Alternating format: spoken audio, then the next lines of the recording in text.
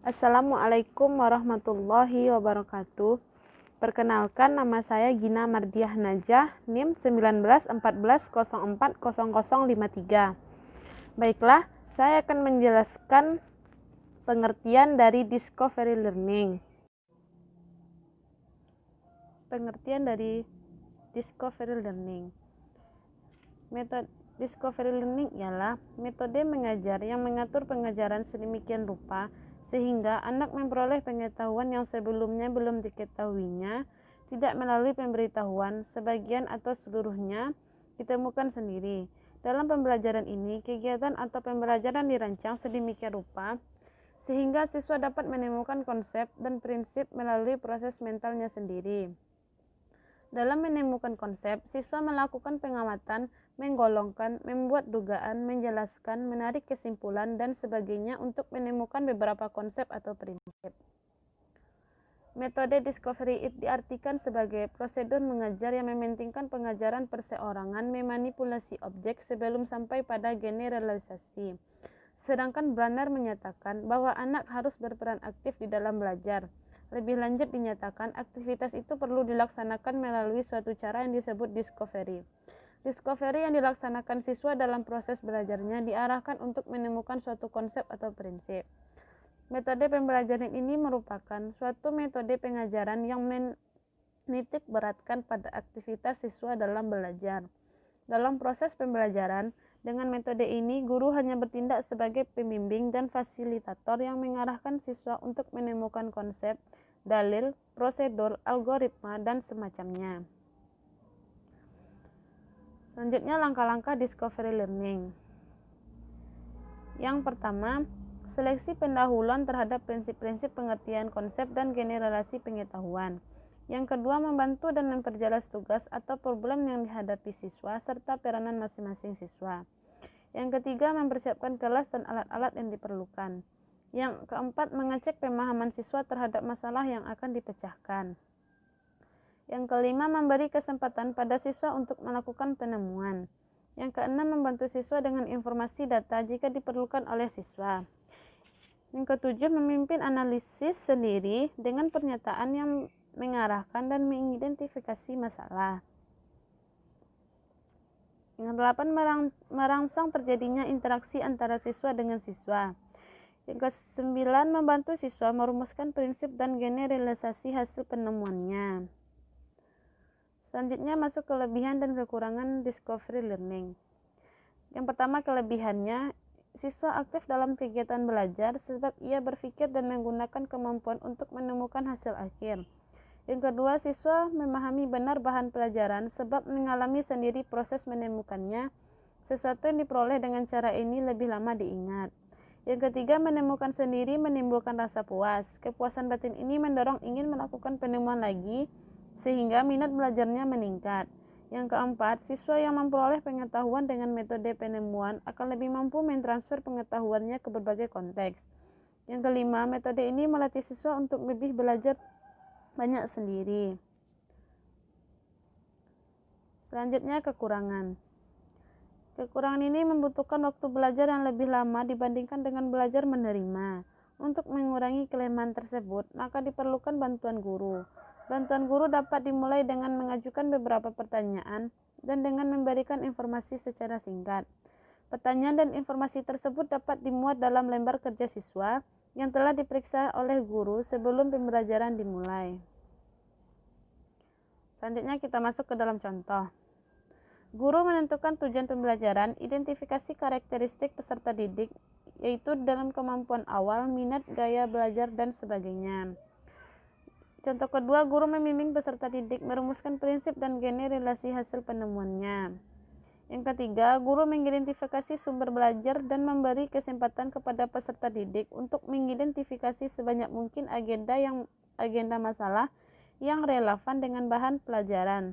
Kemudian, salah satunya dipilih dan dirumuskan dalam bentuk hipotesis. Contoh yang keempat, guru dapat memulai kegiatan proses pembelajaran dengan mengajukan pertanyaan, ajukan membaca buku dan aktivitas belajar lainnya yang mengarah pada persiapan pemecahan masalah. Yang kelima, guru membimbing peserta didik mengolah data dan informasi yang telah diperoleh para peserta didik, baik melalui wawancara, observasi, dan sebagainya. Yang keenam, guru membimbing peserta didik melakukan pemeriksaan secara cermat untuk membuktikan benar atau tidaknya hipotesis yang ditetapkan dengan temuan alternatif yang dihubungkan dengan hasil. Baiklah, hanya itu yang dapat saya sampaikan tentang pengertian discovery learning. Selanjutnya akan dilanjutkan oleh rekan saya. Assalamualaikum warahmatullahi wabarakatuh. Assalamualaikum warahmatullahi wabarakatuh. Perkenalkan, nama saya Sri Lestari, NIM 1914040043. Saya akan melanjutkan penjelasan dari teman saya, yaitu tentang problem based learning.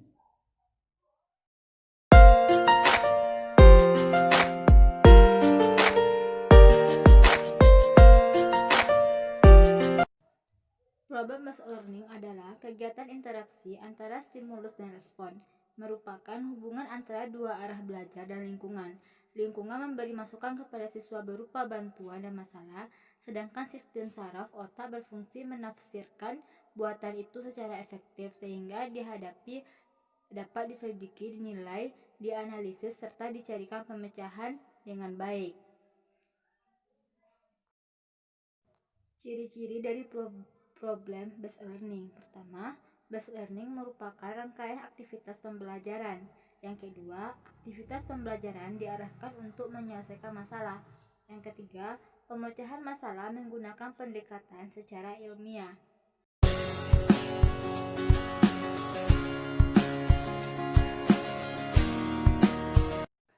Langkah-langkah PBL. Pertama, orientasi siswa kepada masalah. Maksudnya, guru menjelaskan tujuan pembelajaran, menguraikan kebutuhan logistik yang diperlukan bagi pemecahan masalah, memotivasi siswa untuk terlibat dalam aktivitas pemecahan masalah yang telah dipilih siswa bersama guru maupun yang dipilih siswa sendiri. Yang kedua, mengidentifikasi masalah dan mengorganisasikan siswa untuk belajar. Guru membantu siswa mendefinisikan dan mengorganisasikan tugas-tugas siswa dalam belajar, memecahkan masalah, menentukan tema, jadwal, tugas, dan lain-lain. Yang ketiga, memandu investigasi mandiri maupun investigasi kelompok. Guru memotivasi siswa untuk membuat hipotesis, mengumpulkan informasi, data yang relevan dengan tugas pemecahan masalah.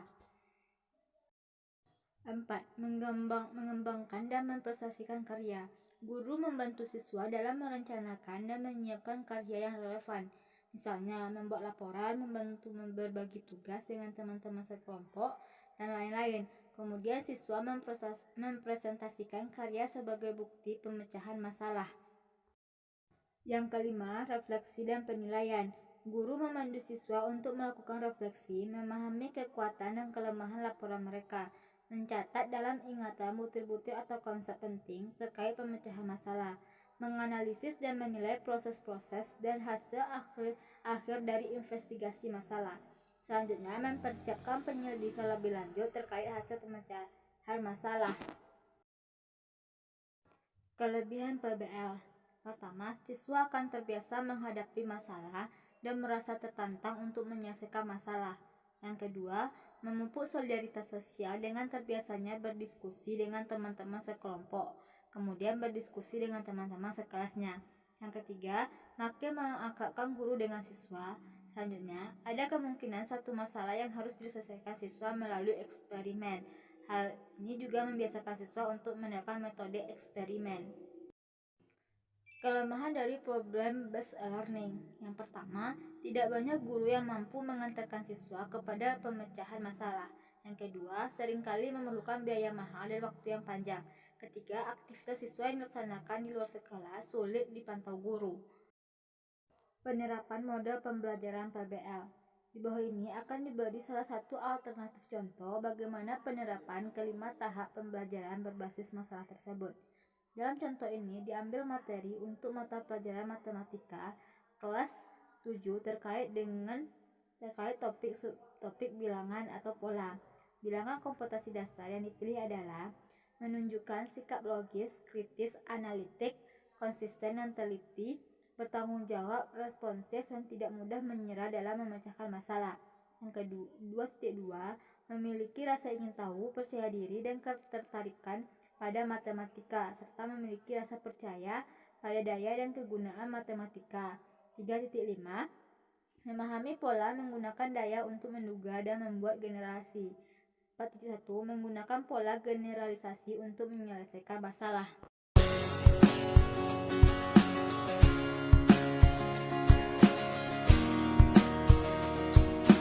Tahap-tahap dalam penerapan model PBL. Pertama, orientasi peserta didik pada masalah.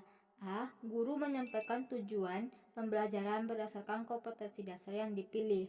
Yang kedua, guru mengajukan fenomena atau cerita untuk memunculkan masalah terkait pola memotivasi peserta didik. Yang ketiga, guru memberikan masalah penerapan pola bilangan, yaitu peserta didik diminta untuk memperkirakan berapa banyak kursi yang dibutuhkan dalam satu gedung pertunjukan jika disusunan kursi yang dirancang dalam satu gedung. Keempat, yang D, guru selanjutnya menjelaskan cara pembelajaran yang akan dilaksanakan berikutnya, yaitu melalui penyelidikan kerja kelompok dan presentasi hasil.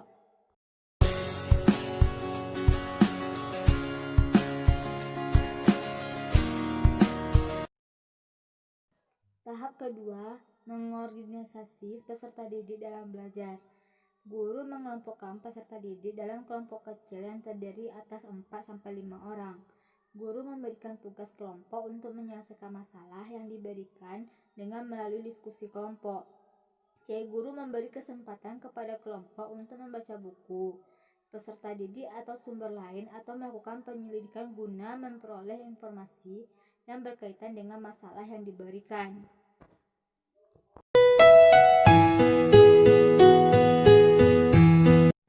Tahap ketiga, pembimbing menyelidiki secara individu maupun kelompok. Pertama, guru meminta peserta didik untuk melakukan penyelidikan dengan mengumpulkan informasi terkait banyak kursi yang dibutuhkan. Yang kedua, guru membimbing peserta didik dengan memberikan pertanyaan-pertanyaan kritis dalam mencari jawaban terkait dengan masalah yang telah diberikan.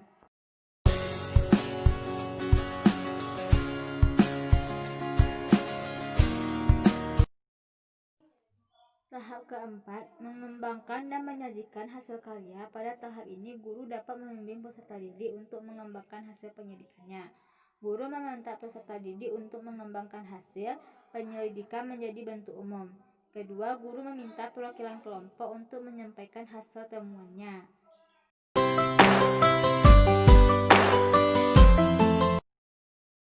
Tahap kelima, menganalisis dan mengevaluasi proses pemecahan masalah.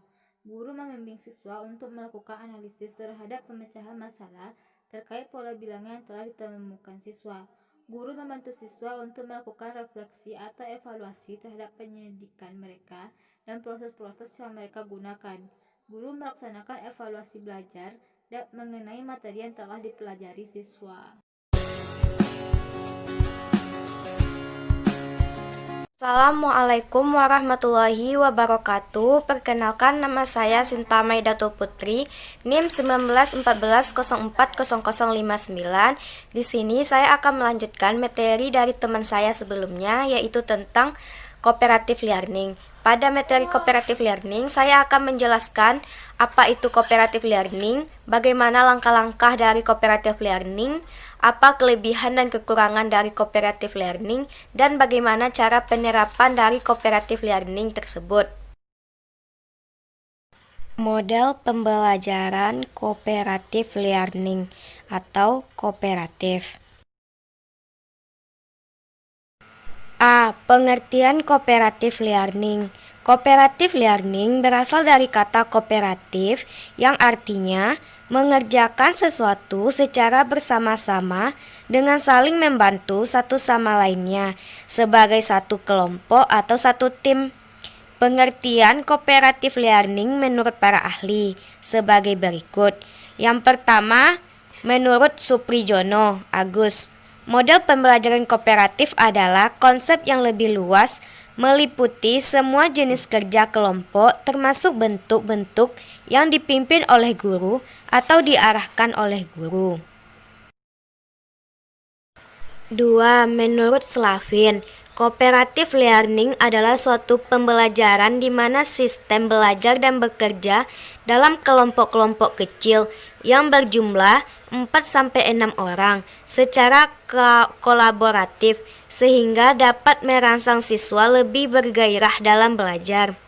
Ketiga, menurut Sanjaya, pembelajaran kooperatif merupakan model pembelajaran dengan menggunakan sistem pengelompokan atau tim kecil, yaitu antara 4-6 orang yang mempunyai latar belakang kemampuan akademik, jenis kelamin, ras, atau suku yang berbeda, atau heterogen. Sehingga dari uraian di atas dapat disimpulkan bahwa cooperative learning merupakan suatu pembelajaran kelompok dengan jumlah peserta didik 4-6 orang dengan gagasan untuk saling memotivasi antara anggotanya untuk saling membantu agar tercapainya suatu tujuan pembelajaran yang maksimal. B. Langkah-langkah cooperative learning. Tahap pertama, menyampaikan tujuan pembelajaran dan memotivasi siswa. Tahap kedua, menyajikan informasi. Tahap ketiga, mengorganisasikan siswa ke dalam beberapa kelompok belajar. Tahap keempat, membimbing siswa untuk belajar kelompok. Tahap kelima, melakukan evaluasi. Tahap keenam, memberikan penghargaan. C. Kelebihan dan kekurangan cooperative learning. Yang pertama, kelebihan. 1. Melalui cooperative learning, siswa tidak terlalu menggantung pada guru, akan tetapi dapat menambah kepercayaan kemampuan berpikir sendiri, menemukan informasi dari berbagai sumber, dan belajar dari siswa yang lain. 2. Cooperative learning dapat mengembangkan kemampuan mengungkapkan ide atau gagasan dengan kata-kata secara verbal dan membandingkannya dengan ide-ide orang lain. 3. Cooperative learning dapat membantu anak untuk merespek pada orang lain dan menyadari akan segala keterbatasan serta menerima segala perbedaan. Keempat, cooperative learning dapat membantu memberdayakan setiap siswa untuk lebih bertanggung jawab dalam belajar. 5. Cooperative learning dapat meningkatkan kemampuan siswa menggunakan informasi dan kemampuan belajar abstrak menjadi nyata atau real. B. Kelemahan. Pertama, untuk siswa yang dianggap memiliki kelebihan, contohnya mereka akan merasa terhambat oleh siswa yang dianggap kurang memiliki kemampuan. Akibatnya, keadaan semacam ini dapat mengganggu iklim kerjasama dalam kelompok. 2. Ciri utama dari cooperative learning adalah bahwa siswa saling membelajarkan. Oleh karena itu, jika tanpa peer teaching yang aktif, maka dibandingkan dengan pengajaran langsung dari guru, bisa terjadi cara belajar yang demikian. Apa yang seharusnya dipelajari dan dipahami tidak pernah tercapai oleh siswa. 3. Penilaian yang diberikan dalam cooperative learning didasarkan kepada hasil kerja kelompok. Namun demikian, guru perlu menyadari bahwa sebenarnya hasil atau prestasi yang diharapkan adalah prestasi setiap individu siswa. Keberhasilan cooperative learning dalam upaya mengembangkan kesadaran kelompok memerlukan waktu yang cukup panjang. Hal ini tidak mungkin dapat tercapai hanya dengan satu kali atau berkali-kali penerapan pembelajaran ini.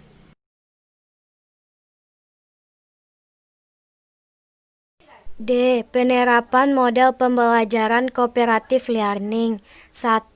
Menyampaikan tujuan dan memotivasi guru menyampaikan semua tujuan pembelajaran yang ingin dicapai pada pembelajaran tersebut dan memotivasi siswa.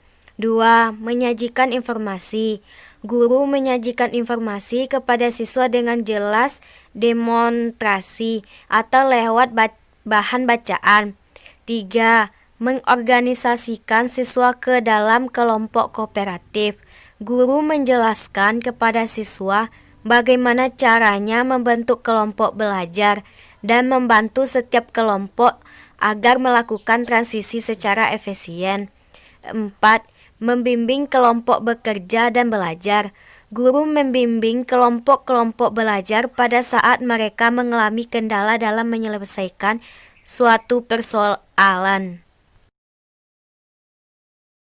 5. Evaluasi. Guru mengevaluasi hasil belajar tentang materi yang telah dipelajari, atau masing-masing kelompok mempresentasikan hasil kerjanya.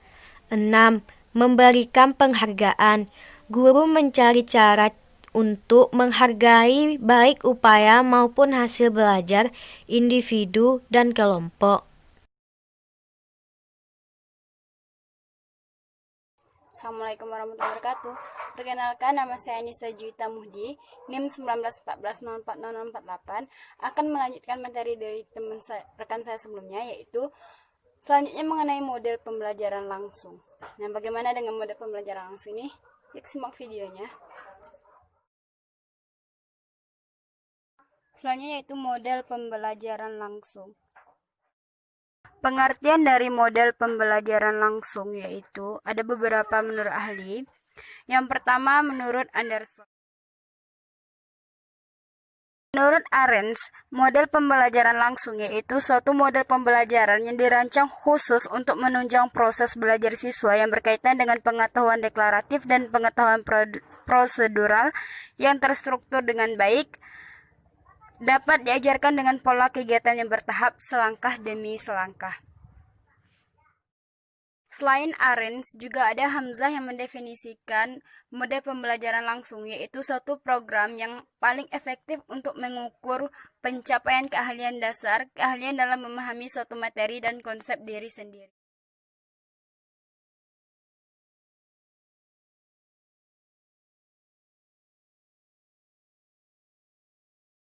Model pembelajaran langsung ini sangat ditentukan oleh pendidik, artinya pendidik berperan penting dan dominan dalam proses pembelajaran. Berikutnya yaitu ciri-ciri atau karakteristik model pembelajaran langsung. Menurut Sudrajat pada tahun 2011, model pembelajaran langsung adalah model pembelajaran yang menekankan pada penguasaan konsep dan atau perubahan perilaku dengan mengutamakan pendekatan deduktif dengan ciri-ciri sebagai berikut. Yang pertama, transformasi dan keterampilan secara langsung. Kedua, disusun dengan cermat oleh guru. Ketiga, pembelajaran berorientasi pada tujuan tertentu. Keempat, materi pembelajaran yang telah terstruktur. Dan yang kelima, lingkungan belajar yang telah terstruktur. Poin berikutnya yaitu langkah-langkah model pembelajaran langsung. Berikut ini adalah langkah-langkah dalam menyampaikan penerapan pembelajaran langsung, yaitu yang pertama, menyampaikan tujuan dan mempersiapkan siswa. Yang kedua, mendemonstrasikan pengetahuan dan keterampilan. Yang ketiga, membimbing pelatihan. Yang keempat, mengecek pemahaman dan memberikan umpan balik. Yang kelima, memberikan kesempatan untuk latihan mandiri. Poin berikutnya adalah kelebihan dari model pembelajaran langsung tersebut. Adapun kelebihannya yaitu sebagai berikut. Kelebihan yang pertama yaitu isi materi bisa tersampaikan dengan jelas. Memakai pembelajaran langsung, materi yang didapat siswa bisa dikontrol secara sistematis. Ini bisa membuat inti materi bisa disampaikan dengan jelas. Yang kedua, digunakan dalam lingkungan kelas yang besar maupun kecil. Yang ketiga, pembelajaran ini bisa digunakan untuk menjelaskan suatu informasi kepada siswa yang kurang berminat dalam membaca dan siswa yang kurang mampu dalam mengartikan suatu informasi. Selanjutnya, bisa menstimulus siswa untuk tertarik terhadap suatu mata pelajaran tertentu atau konsep tertentu. Ini bisa terjadi bila guru mempunyai keterampilan menjelaskan yang menarik. Selanjutnya, pembelajaran langsung merupakan hasil oleh refleksi guru. Ini membuat guru bisa secara terus-menerus memperbaiki pembelajaran dari waktu ke waktu. itu bisa dimanfaatkan untuk membentuk metode belajar dalam suatu pelajaran tertentu. Selanjutnya, pembelajaran yang mengharuskan siswa untuk mengamati dan mendengarkan bisa membantu siswa introvert dan membantu penjelasan data secara efektif dan wawasan. Berikutnya yaitu kekurangan dari model pembelajaran langsung. Adapun kekurangan dari model pembelajaran langsung ini adalah sebagai berikut.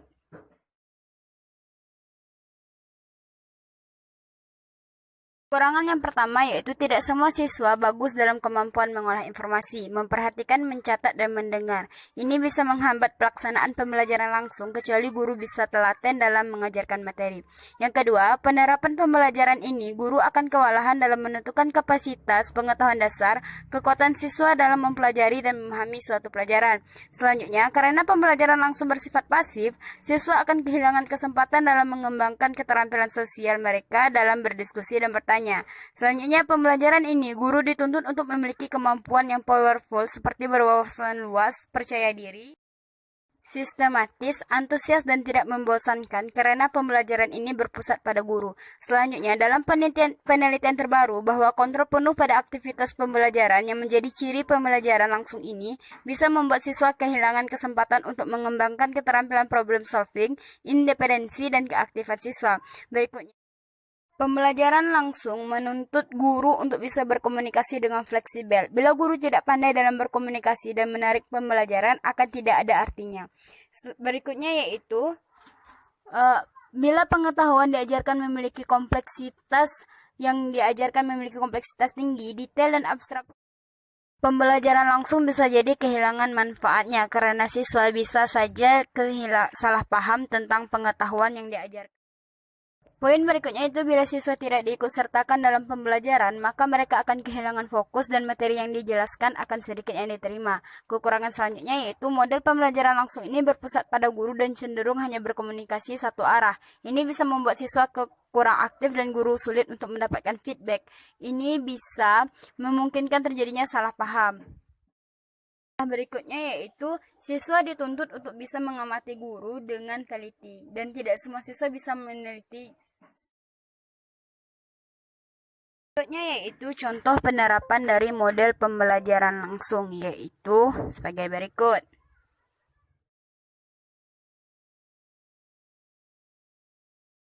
Dalam penerapan model pembelajaran langsung ini terdapat beberapa fase, yaitu yang pertama, guru menyampaikan tujuan dari pembelajaran agar siswa mampu mendeskripsikan apa itu lingkaran. Yang kedua, guru menjelaskan mengenai pengertian, rumus, dan memberikan contoh soal mengenai lingkaran. Fase ketiga, guru memberikan latihan mengenai lingkaran dan memberikan feedback mengenai hasil latihan. Dan fase yang terakhir yaitu guru memberikan kesempatan untuk latihan lanjutan atau dengan memberikan. Cukup sekian yang dapat saya sampaikan. Untuk model pembelajaran berikutnya akan dilanjutkan oleh rekan saya selanjutnya. Terima kasih semua. Bismillahirrahmanirrahim. Assalamualaikum warahmatullahi wabarakatuh.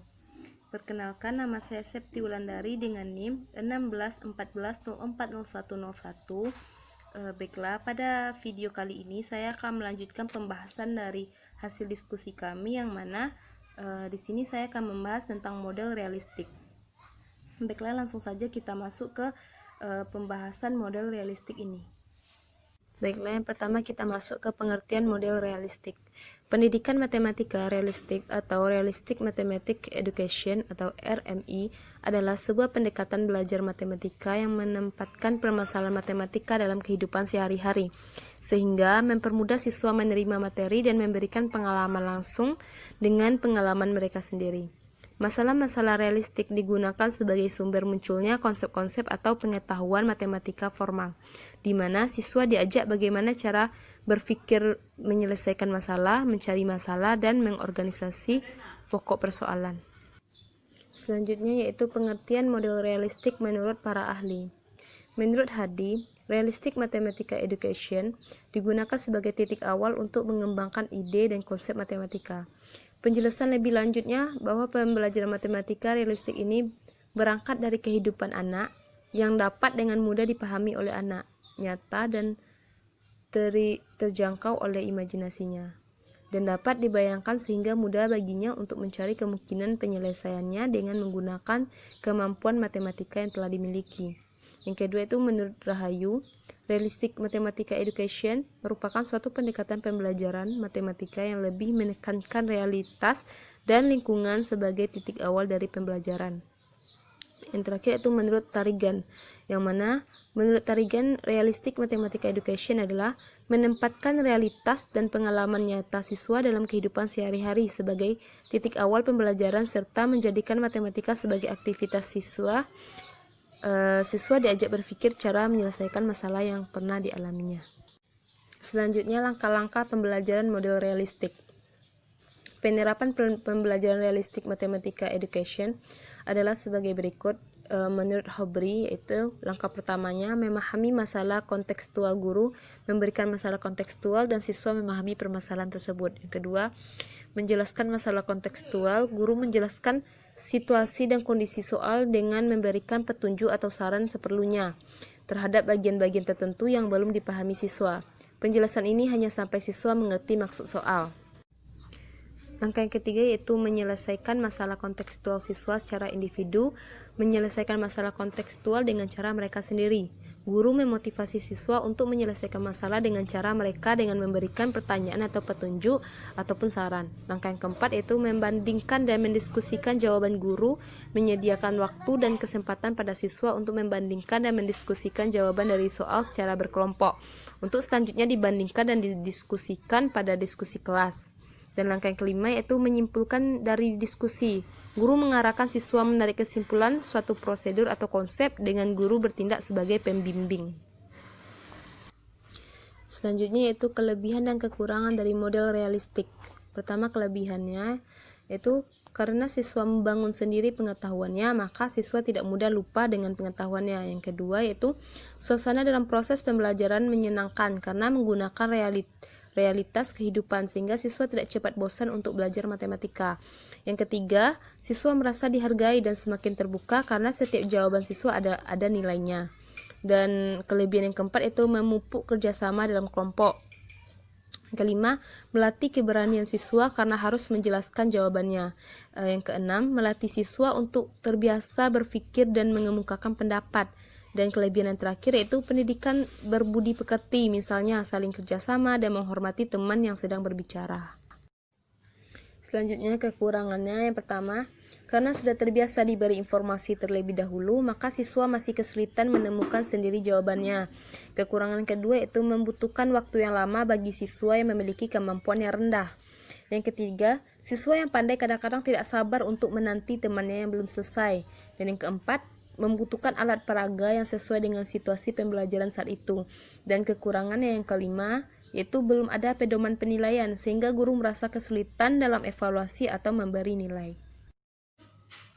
Selanjutnya, penerapan model realistik pada pembelajaran matematika. Contoh penerapan dalam pembelajaran matematika yaitu pada materi perkalian. Perkalian adalah penjumlahan yang berulang sebanyak n dan berlaku sifat komutatif dan asosiatif. Menurut David Glover, materi perkalian materi esensial yang cukup lama proses penanamannya. Bahkan kalau sudah disajikan dalam soal cerita, seringkali siswa mengalami kesulitan.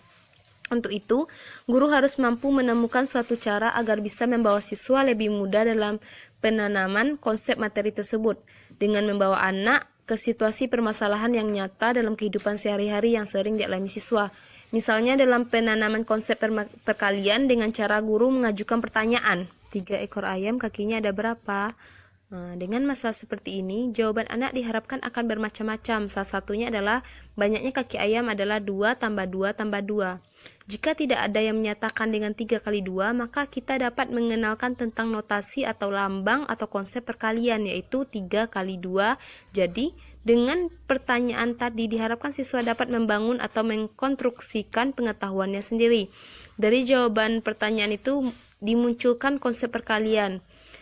Bukan guru yang langsung mengumumkannya, namun siswa yang mendapatkan arti 3 kali 2.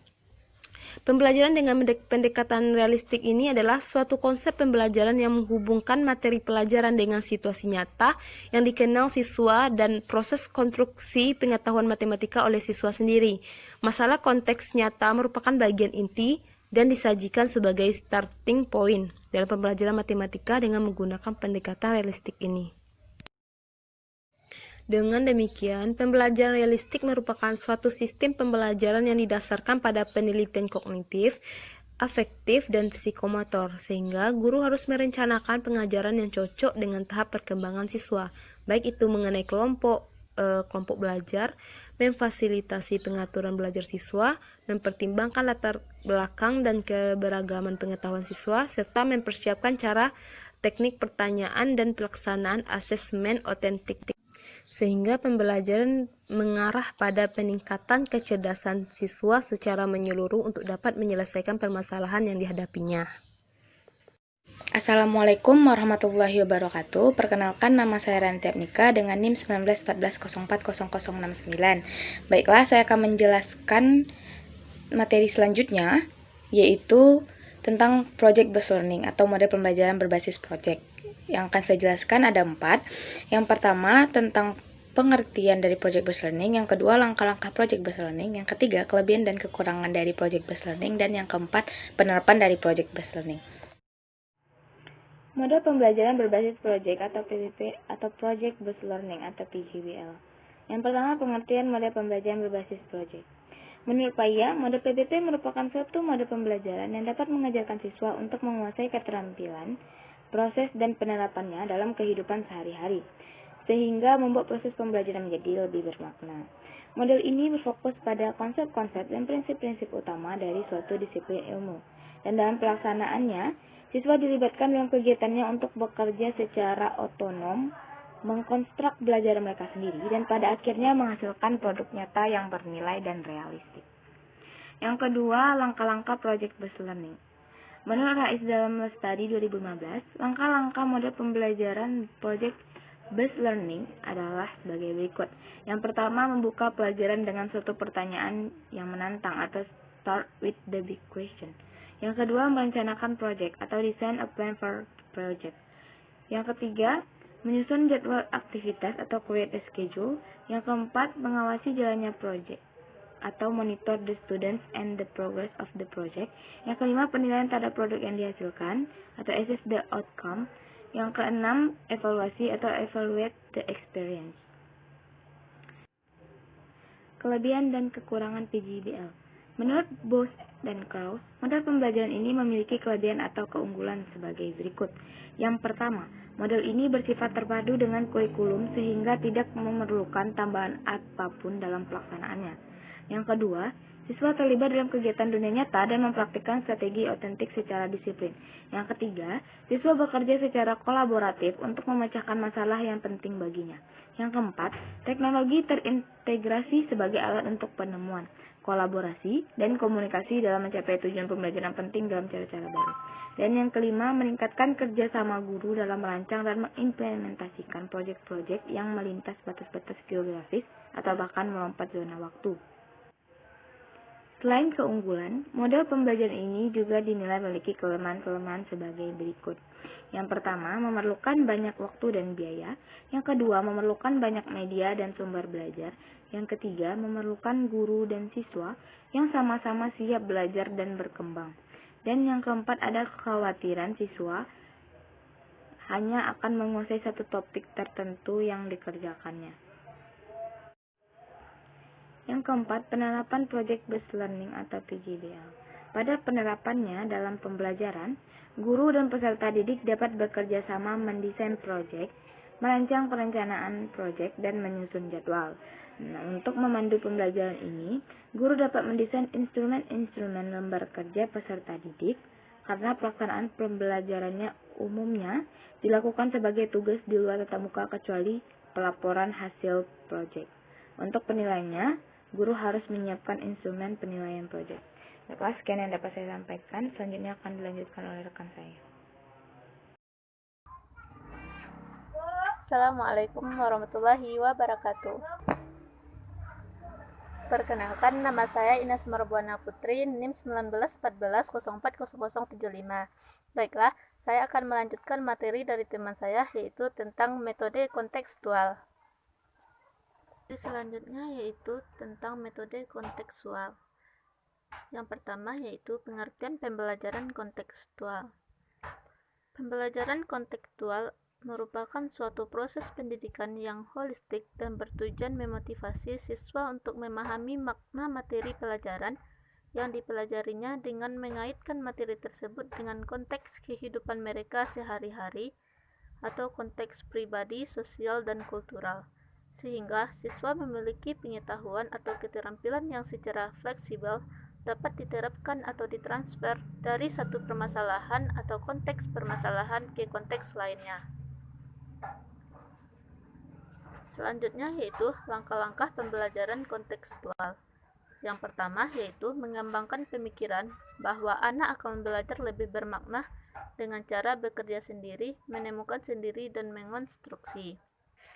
Yang kedua, melaksanakan sejauh mungkin kegiatan inquiry untuk semua topik.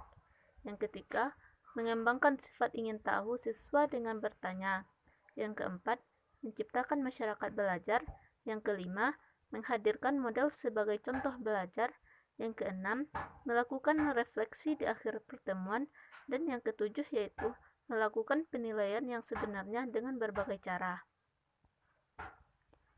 Kelebihan dari model pembelajaran kontekstual yaitu yang pertama, memberikan kesempatan pada siswa untuk dapat maju sesuai dengan potensi yang dimiliki siswa, sehingga siswa terlibat aktif dalam PBM. Yang kedua, siswa dapat berpikir kritis dan kreatif. Yang ketiga, menyadarkan siswa tentang apa yang mereka pelajari. Yang keempat, pemilihan informasi berdasarkan kebutuhan siswa dan tidak ditentukan oleh guru. Yang kelima, pembelajaran lebih menyenangkan dan tidak membosankan. Yang keenam, membantu siswa bekerja dengan efektif dalam kelompok. Dan yang ketujuh, terbentuknya sikap kerjasama yang baik antar individu maupun kelompok. Kekurangan dari model pembelajaran kontekstual adalah yang pertama, dalam pemilihan informasi atau materi di kelas didasarkan pada kebutuhan siswa, padahal dalam kelas itu tingkat kemampuan siswanya berbeda-beda, sehingga guru akan kesulitan dalam menentukan materi pelajaran karena tingkat pencapaian siswa tadi tidak sama. Yang kedua, tidak efisien karena membutuhkan waktu yang agak lama dalam PBM. Yang ketiga, menimbulkan rasa tidak percaya diri bagi siswa yang kurang kemampuannya. Yang keempat, bagi siswa yang tertinggal dalam proses pembelajaran dengan kontekstual ini akan terus tertinggal dan sulit untuk mengejarkan ketertinggalan. Karena dalam model pembelajaran ini, kesuksesan siswa tergantung dan keaktifan dan usaha sendiri. Yang kelima, tidak setiap siswa dapat dengan mudah menyesuaikan diri. Yang terakhir adalah penerapan model kontekstual. Strategi pembelajaran kontekstual merupakan strategi pembelajaran yang dapat mengakomodasi kebutuhan dan perkembangan anak. Strategi pembelajaran kontekstual apabila diterapkan di taman kanak-kanak akan memberikan dampak tidak hanya dalam perkembangan kognitif yang lebih bermakna, akan tetapi memberikan dampak pengiring seperti aktivitas fisik maupun mental anak. Penerapan model strategi ini akan lebih baik bila diterapkan di pendekatan sentralo. Mungkin hanya sekian yang dapat saya sampaikan. Mohon maaf apabila banyak kesalahan. Terima kasih. Assalamualaikum warahmatullahi wabarakatuh.